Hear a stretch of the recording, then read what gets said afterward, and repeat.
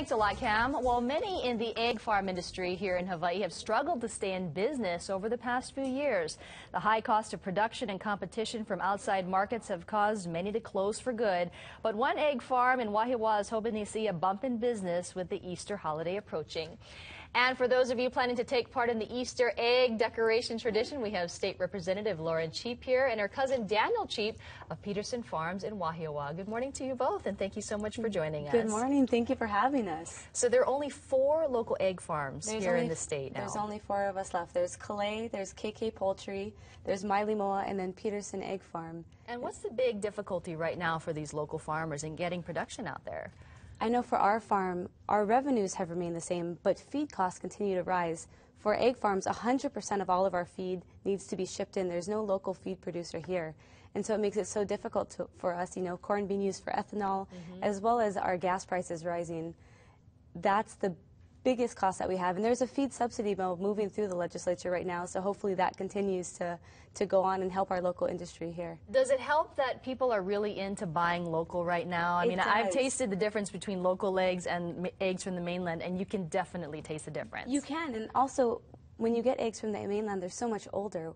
You can come straight to our farm. Our farm is 103 years old this year, and people have been coming for generations. And you can come straight to the farm. You can see us washing and processing the eggs, and you can get your eggs. And you can also get eggs that you can't get on the mainland.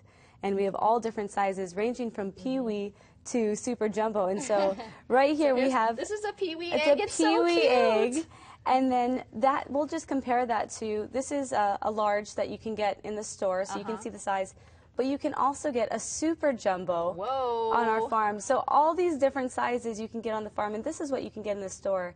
But we have peewees and super jumbos. And the birds are the same size? They're all the same size, but different ages sometimes. So we have our younger birds tend to lay our peewee eggs. They haven't quite figured it out yet. And so, but we've actually run out of, people have learned that peewees are a hot commodity. So we've already run out for Easter, but we do have our smalls and mediums in abundance. And the smalls are just as cute. They're really tiny eggs.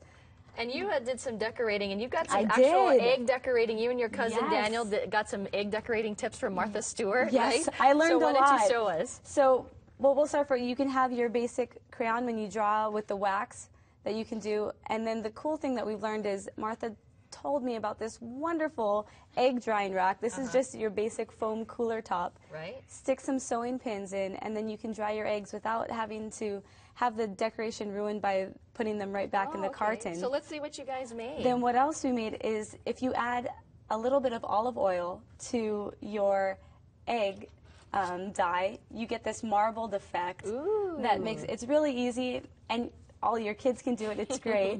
And then, of course, sticking tape onto your egg, just get those great designs there by just peeling off the tape. And the last thing I wanted to show you is, if you hard-boil an egg and you decorate it, it only lasts about a week in the refrigerator. But if you want to make these beautiful designs and keep them, not just for Easter, but maybe even as Christmas decorations, the best way is to blow out your egg. So just by pricking a hole in the bottom and the top. And I also learned from Martha, because I just did it old-fashioned. We used to do it in our kitchen. You just sit there and blow it out. But using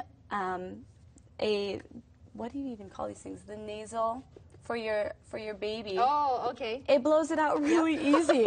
So it made it so much easier last night. So you don't have to keep blowing on it. So you don't have to keep blowing. So we were able to decorate those eggs, and blowing out your egg is a great option. So you can scramble your egg and also have the beautiful decoration. Sounds great. Well, Representative Lauren Cheap, thank you so much. Very exciting this morning. Daniel, thanks for joining us as well. You're a great egg model. Well, to see this interview again, you can head to the top videos section of our website, KITV.com. It is 6:18.